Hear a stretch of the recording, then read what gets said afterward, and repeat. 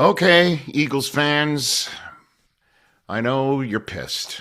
I know you might have been booing at your television set like everybody in the link was on Friday.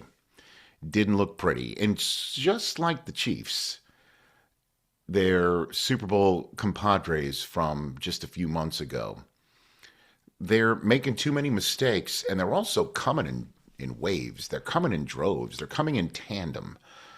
If it's not the offensive line making a mistake pre-snap or the offensive line blowing an assignment, so Saquon still can't get his chunk plays, or Jalen Hurts isn't protected, or the offensive line does hold up and does give Hurts protection, and he'll miss a throw like he did to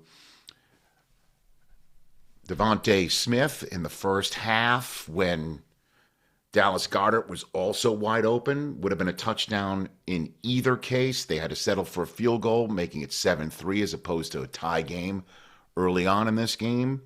Hurts also trying to make a play, throwing it downfield, and Kevin Byard picks him off.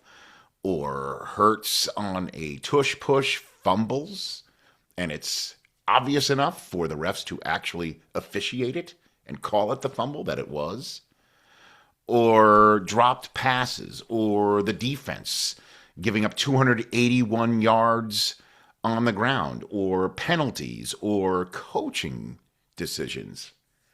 Like the one that mystifies me completely when A.J. Brown caught his second touchdown of the game to make it a 9-point contest, and the Eagles decide to go for two from there. I don't understand that stuff. I don't understand why you don't just kick the extra point and go for two when you absolutely must do it. And I understand, I guess it must be easier to go for two when it's least expected to go for it, but it's not a surprise. You're lining up for a 2-point play no matter what. It's you against them. It's not a surprise. It's not like you're trying to pull a rabbit out of the hat. You're going for two, and it just doesn't make sense to do that. Kick the extra point, kick it deep, use your 3 timeouts, then go for the touchdown drive with no timeouts left. Maybe you could even keep it in front of the 2-minute warning and have a timeout in your back pocket. But instead, Nick Sirianni goes for two, and it's a 9-point game. Now you got to go onside, and we all know what happened after that. So the Eagles are making too many mistakes. But unlike the Chiefs, who from this chair on Thanksgiving after they lost in Dallas, I said the Chiefs were in big-time trouble about making the playoffs because they're 6-6, and they're in third place in their division, and they've lost to the 2 teams in front of them already. And they do face the Chargers again, and they do face the Broncos again, both at home, which is good for them because they're much better at home. And the fact that they are 6-6 and have lost to the 2 other teams currently occupying spots in the AFC wildcard positions, in the Bills and the Jaguars. The Chargers is the other. So they've got to leapfrog teams, and they can't tie the teams at the end of the day because they don't have the tie breaks against them. That's why they're in trouble. That's why I'm concerned about the Chiefs making the playoffs. The Eagles are 8-4. There's a reason why the Prime Video broadcast showing their odds of making the playoffs, they would have had a better than 99% chance of making the playoffs had they won this game against the Bears Friday. It's only a 95% chance now that the Eagles make the playoffs. They only lost 4%. It's 95% chance that the Eagles are going to make the playoffs. And that's the ultimate thing, you Eagle fans. Yes, I'm directing my comments directly to you. That's the one thing you should be worried about. Your team going to make the playoffs or not? Now, I understand 1 year 10-1 to making the playoffs and they got one and done, and you're afraid that's going to happen again because of what I just said, too many mistakes. But of everything I just said is fixable. It's not like one of these folks who's so crucial to your chances of winning are injured. So for some reason, it's all happening. And for some reason, it's not going well. And you could blame the OC, you could blame the quarterback, you could blame the offensive line, you could blame the head coach, you can blame whoever you want. And you'd probably be right pointing a finger. But at the end of the day, The Philadelphia Eagles are 8-4, and they're now moving to the AFC West for the next 2 games. They're going out to Los Angeles to take on the Chargers, where, trust me, I've been at Charger games, and with all due respect to the Chargers organization and their fans, it's going to be a home game for the Philadelphia Eagles. And I imagine the Eagles fans who show up here in Los Angeles won't be as salty and booing the Eagles as loudly as the home fans were today, which I can't imagine makes it any easier for the Eagles to execute, feeling that pressure. So they're going to be in Los Angeles taking on a Chargers team that could beat them, sure, but it's going to be a home game for them. And then they go home to take on a Raiders team that has only 2 wins. You see where I'm going with this? And then they've got 2 games left with the Washington Commanders. They're finished with the Cowboys. They're finished with the Giants.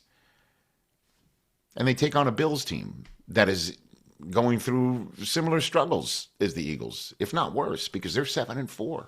They're in second place in their division. They're the 7th seed in the AFC. The Eagles are the 3 seed. And the Eagles are in first place. And the pressure's on the Cowboys to come catch them while the Eagles take on the Raiders and the Commanders twice. So I understand. That sucked. Again, 2 straight games in a row and about a month of offensive struggles, at least.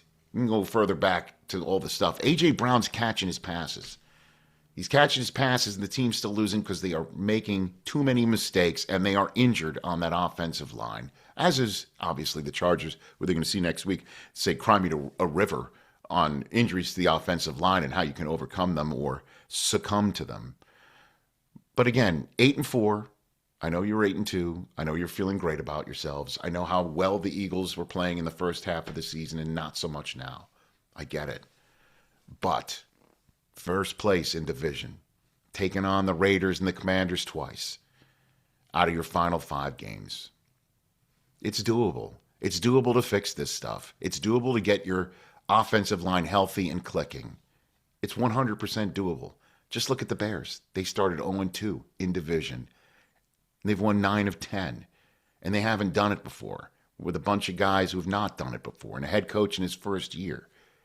The Eagles have all been there and done that. So I'm trying to preach calm again. I'm sure it's not landing, this commentary. But there's time to fix what's fixable, and a lot of this stuff is fixable. I don't know why it's happening all at once. I don't know why it's happening all at once to the Chiefs either. But the Eagles still are going to make the playoffs, and they're going to have to pull it together because a team like the Bears or the Rams, who had a win right there in Philadelphia, if they could only have made a kick in the fourth quarter, they could take the Eagles out again. But that's for down the road. As for Friday, moving on to the Los Angeles Chargers at 8-4, atop the division. A game and 2 wins and a loss above the Cowboys, who are taking on the Lions next, and the Lions need that W. Boy, do they ever. So, sorry, Eagles fans, it's not as bad as you think. Hey, you made it all the way to the end. Thanks for that. Check us out every single day streaming live on Disney Plus and the ESPN app 12 to 3 Eastern.